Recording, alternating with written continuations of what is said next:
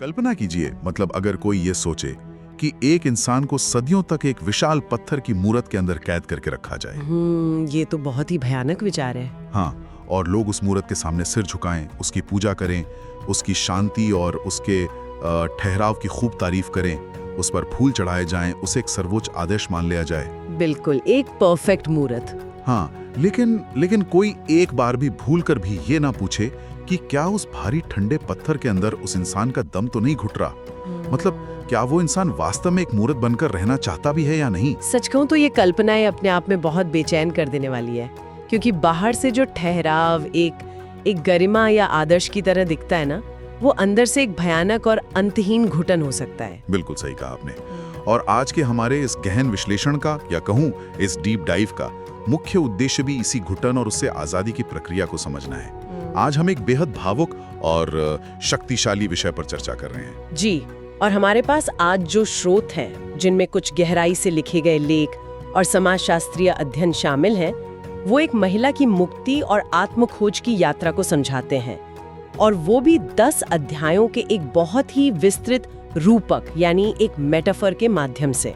और हमारा मिशन आज ये समझना है कि इन स्रोतों के अनुसार समाज की थोपी गई भेड़ियों को कैसे तोड़ा जाता है, उस उम्मे बदलाव के दौरान कौन सी मनोवैज्ञानिक और शारीरिक तकलीफें आती हैं, और अंततः कैसे कोई खुद अपनी नियति का शिल्पकार बनता है। बिल्कुल।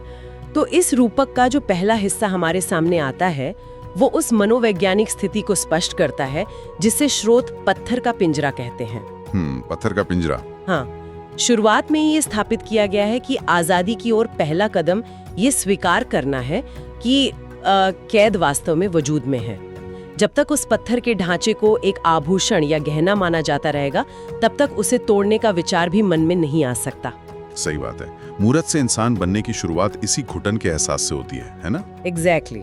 स्रोतों में इस मूरत का जो वर्णन है, वो बहुत कुछ सोचने पर मजबूर करता है।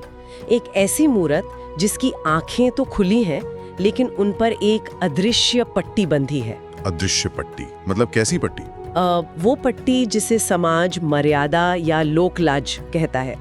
वो बाहर दुनिया को देख सकती है, लेकिन उसके अपने पैर चट्टान में जकड़े हुए हैं। अरे, अगर मैं इसे एक उदाहरण से समझाऊं तो ये स्थिति एक सोने के पिंजरे जैसी लगती है। एक ऐसा पिंजरा जो लोगों की उम्मीदों से बना है। बिल्कुल, बहुत सटीक उदाहरण है। हाँ, और जिसकी तीलियों को समाज ने आदर्श बेटी, त्यागी माँ या सहनशील पत्नी का नाम देकर पूजनीय बना दिया है। सोने का पिंजरा देखने में कितना भी सुंदर क्यों ना हो, वो अंततः एक जेल ही होता है। जी, और स्रोतों में इस अवस्था को बहुत ही तीखे शब्दों में सांस लेती हुई मौत कहा गया है। बाप रे, सांस लेती हुई मौत? हाँ, क्योंकि ये ढांचा सुरक्षित जरूर लगता है। इसमें आपको कोई निर्णय नहीं लेना होता, समाज तय करता है कि आपको क्या करना है। लेकिन इस सुरक्षा की कीमत बहुत बड़ी होती है। मतलब अपनी पहचान खो देना। बिल्कुल। इन आदर्श सांचों ने उस व्यक्ति को इतना कस दिया होता है कि अंदर का जो असली स्व है, जो उसकी मूल आवाज है, वो मलबे के नीचे दब जाती है। लेख ये तर्क देते हैं कि ये स्थिति अचानक नहीं आती, बल्कि बचपन से ही धीरे धीरे परतों में चढ़ाई जाती है, ताकि उस व्यक्ति को ये एहसास ही ना हो कि वो पत्थर बनता जा रहा है। एग्जैक्टली। लेकिन यहाँ एक सवाल मेरे दिमाग में आ रहा है, अगर ये स्थिति इतनी ही दमघोटू है तो इंसान तुरंत विद्रोह क्यों नहीं करता? मतलब ये सांस लेती हुई मौत लंबी क्यों खिंचती है? इसके पीछे का जो कारण स्रोतों में बताया गया है, वो बहुत दिलचस्प है। मनोविज्ञान के अनुसार परिचित दर्द हमेशा अपरिचित आजादी से कम डरावना लगता है। अच्छा, मतलब जो दर्द हम जानते हैं वो सहना आसान है। हाँ, मूर्त बने रहने में एक तरह की निष्क्रिय सुरक्षा है, लेकिन फिर एक बिंदु ऐसा आता है जहाँ घुटन उस डर से बड़ी हो जाती है। स्रोत इसे अंदर दबे हुए स्व की एक अंतिम पुकार की तरह वर्णित करते हैं। क्या तुम इसी मलबे में दफन होकर मर जाना चाहती हो? रोंगटे खड़े कर देने वाली लाइनें हैं। बिल्कुल। और यहीं से संकल्प की पहली चोट का जन्म होता है। जब ये स्पष्ट हो जाता है कि कोई बाहरी मसीहा आकर आजाद नहीं करेगा, तो वो खुद हथौड़ा उठाती है। और स्रोतों में ये विशेष रूप से रेखांकित किया गया है कि यह हथौड़ा लोहे या किसी धातु का नहीं है। नहीं, बिल्कुल नहीं। ये हथौड़ा जिजीविषा का है। जिजीविषा मतलब जीने की अदम्य इच्छा। हाँ, जब वो संकल्प की पहली चोट मारती है, तो वो आवाज केवल बाहरी पत्थर पर नहीं, बल्कि उसके अस्तित्व की गहराइयों में गूंजती है। ये प्रक्रिया बहुत दर्दनाक बताई गई है, क्योंकि खुद को अपनी ही पुरानी और परिचित जड़ों से उखाड़ना मानसिक रूप से बहुत कष्टदायी होता है। आसान तो बिल्कुल नहीं होगा। लेकिन जैसे ही पत्थर का पहला टुकड़ा टूटकर गिरता है और वो अपनी आजाद हुई उंगलियों को देखती है जिनमें खून दौड़ रहा है, तो वो जीवन का स्पर्श ही उसे आगे बढ़ने की ऊर्जा देता है। स्रोत यहाँ एक और बहुत गहरा बिंदु सामने रखती हैं। जी, हर चोट के साथ वो सिर्फ एक भौतिक पत्थर को नहीं तोड़ रही है। जी, वो उन वाक्यों को तोड़ रही हैं जो उसे बचपन से सुनाए गए थे। एग्जैक्टली। जैसे तुम कमजोर हो, तुम्हें चुप रहना चाहिए, तुम्हारी अपनी कोई पहचान नहीं है, इन सब पर वो अपनी जिजीविषा का हथौड़ा चला रही है। इस प्रक्रिया में उसके हाथों से खून बहने लगता है। बिल्कुल, लेकिन स्रोतों का तर्क है कि यहाँ खून कमजोरी की निशानी नहीं है।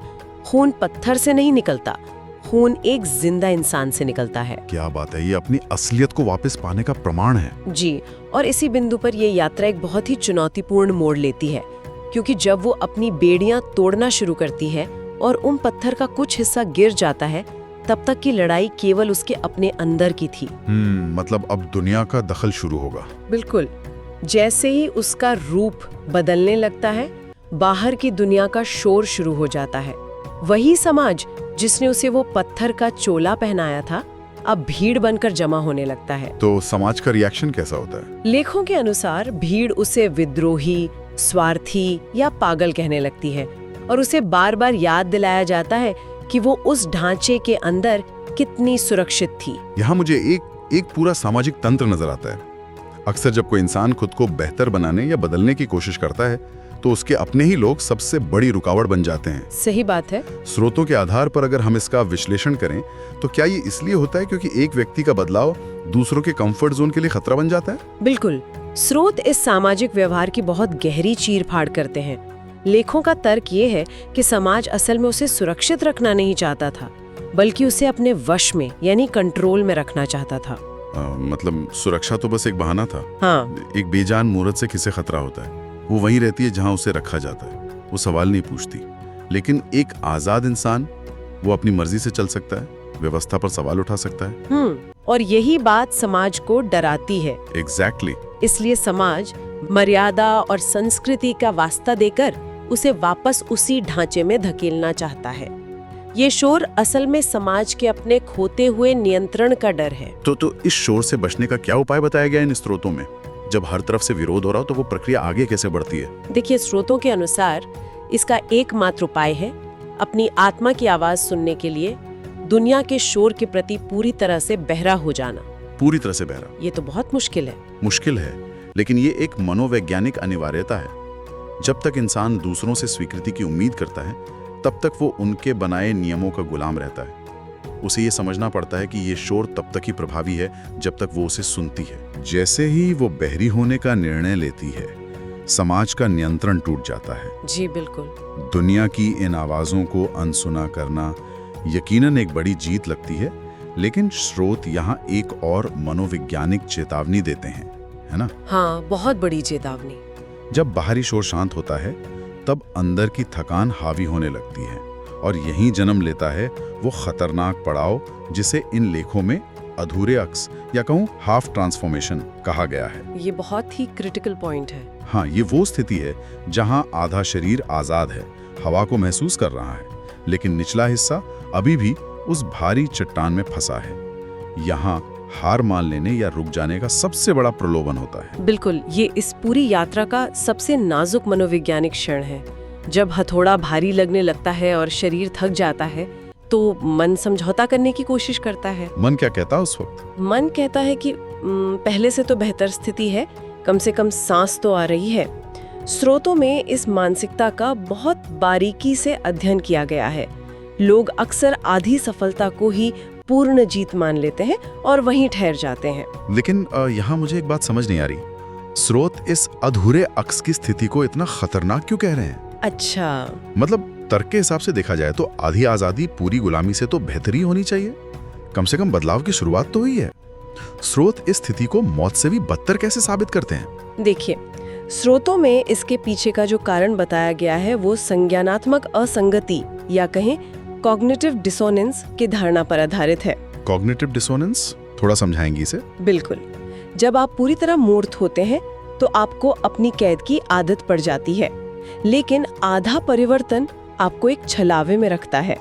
इंसान ये महसूस करता है कि वो आज़ाद है, वो हवा को महसूस कर सकता है, लेकिन वास्तविकता ये होती है कि उसकी जड़ें अभी भी अतीत के उसी पत्थर में दबी होती हैं।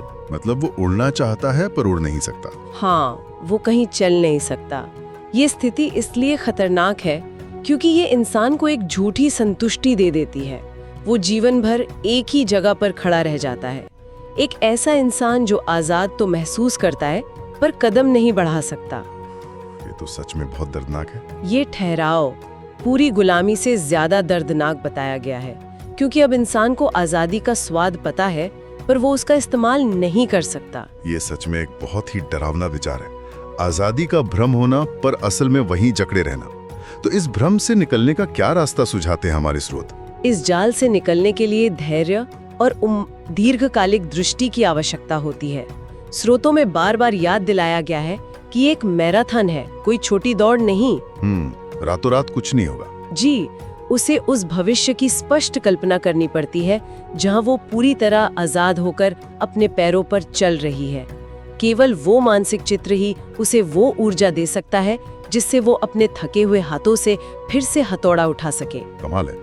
और इस मनोवैज्ञानिक जाल से निकलने के बाद जब वो अंततः उस पत्थर को पूरी तरह तोड़कर बाहर आती है तो कहानी का एक बिल्कुल नया अध्याय शुरू होता है। हाँ, छठा अध्याय। स्रोतों ने इसे स्वयं का शिल्पकार या स्कल्प्टर ऑफ अ सेल्फ बनना कहा है, क्योंकि केवल पत्थर तोड़ देना ही आजादी नहीं है ना? बिल्कुल नहीं। जब पुराना मलबा हट जाता है तो जो खालीपन बचता है उसे अपने असली रूप से भरना होता है। और इस पड़ाव पर आकर एक मूर्त और एक कलाकार के बीच का जो मूल अंतर है वो बहुत स्पष्ट हो जाता है।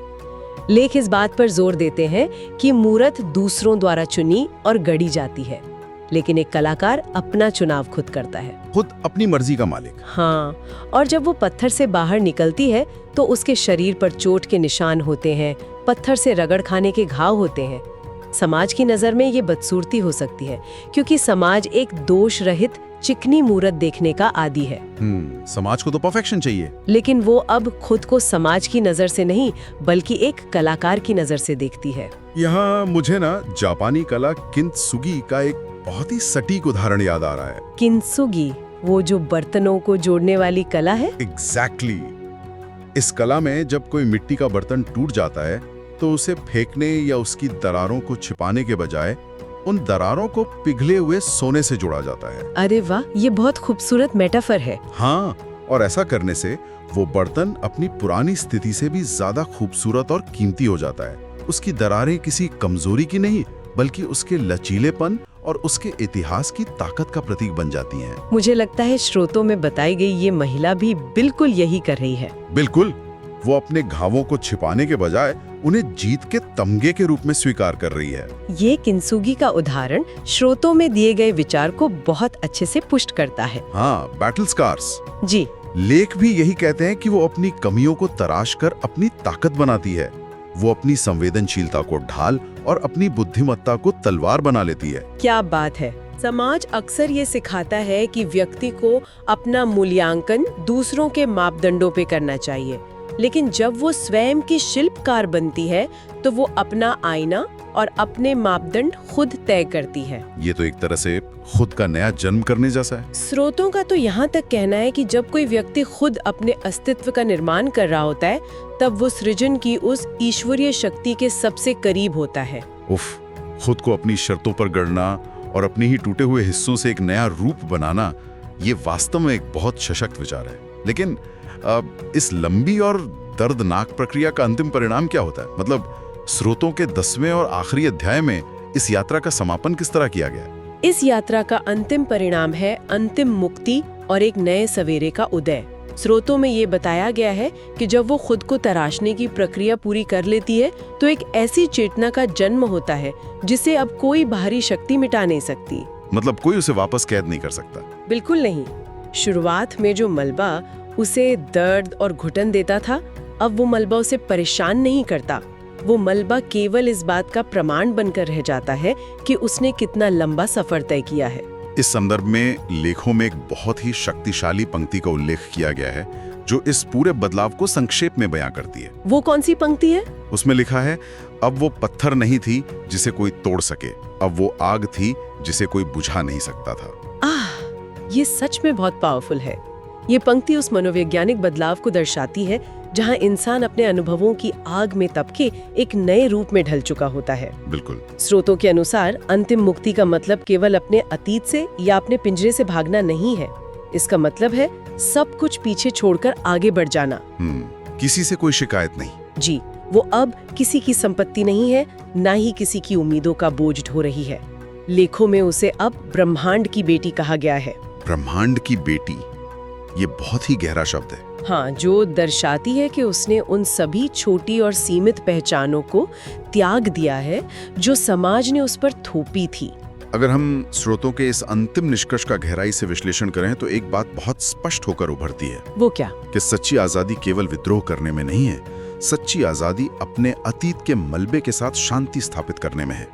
उस दर्द को स्वीकार करना और फिर एक अनंत क्षितिज की ओर पूरे आत्मविश्वास से कदम बढ़ाना ही मुक्ति का अंतिम चरण है। और स्रोतों में जो सबसे महत्वपूर्ण बात कही गई है वो ये है कि इस यात्रा के पूरा होने के बाद ये कहानी केवल एक व्यक्ति की कहानी नहीं रह जाती। तो फिर क्या बन जाती है? ये एक अमर चेतना का रूप ले लेती है। लेखकों का तर्क है कि ये चेतना भविष्य में उन सभी लोगों को प्रेरणा देगी जो खुद को समाज की बेड़ियों में जकड़ा हुआ महसूस करते हैं। बिल्कुल, जैसे एक मशाल से दूसरी मशाल जलती है। हाँ, जब भी कोई इस यात्रा के बारे में पढ़ेगा या सुनेगा तो उसे अपने भीतर भी उसी जिजीविषा के हथौड़े और छेनी की गूंज सुनाई देगी। ये एक सामूहिक जागरण का रूप ले लेती है। तो अगर हम आज के इस पूरे गहन विश्लेषण का सार निकालें तो हमने स्रोतों के माध्यम से एक बहुत ही रोंगटे खड़े कर देने वाली यात्रा को समझा। सच में बहुत ही इंटेंस सफर था ये। हाँ, ये एक दम घोंटू पत्थर की मूरत से शुरू होकर लहूलुहान हाथों से किए गए संघर्ष तक जाती है। इसमें दुनिया के शोर को अनसुना करने की हिम्मत है, आधे अधूरे परिवर्तन के धोखे से बचने का धैर्य है और खुद को तराश कर एक अमर आग में बदल जाने की असीम शक्ति है। और इस चर्चा की प्रासंगिकता बहुत स्पष्ट है। स्रोतों का ये रूपक हमें याद दिलाता है कि वास्तविक मुक्ति और आत्मसम्मान पाने के लिए उन पुरानी आरामदायक और सुरक्षित लगने वाली पहचानों को तोड़ना ही पड़ता है, जो असल में हमारी बेड़ियां होती हैं। सही बात है। ये प्रक्रिया चाहे जितनी भी दर्दनाक क्यों न हो, इसके बिना कोई अपनी नियति का शिल्पकार नहीं बन सकता। बिल्कुल। आज की इस चर्चा ने कई गहरी परतों को खोला है। हमने शुरुआत में एक सवाल उठाया था कि क्या कोई इंसान मूर्त बनकर रहना चाहता है। स्रोतों ने हमें बताया कि एक मूर्त दूसरों के द्वारा चुनी जाती है, जबकि एक कलाकार अपना निर्माण खुद करता है। तो इस विश्लेषण को हम एक बहुत ही गहरे विचार के साथ समाप्त करते हैं, जिस पर हर किसी को चिंतन करना चाहिए। जी, वो विचार क्या है? अगर कोई आज अपनी जिंदगी को करीब से देखे तो उसमें से कितना हिस्सा समाज द्वारा तराशा गया पत्थर है और कितना हिस्सा खुद अपनी मर्जी से चलाई गई छेनी का परिणाम है? ये बहुत ही गहरा सवाल है। हाँ, ये एक ऐसा सवाल है जो किसी को भी अपने अस्तित्व पर फिर से विचार करने के लिए प्रेरित कर सकता है। तो इसी विचार के साथ हम आज के इस गहन विश्लेषण को यही विराम देते हैं।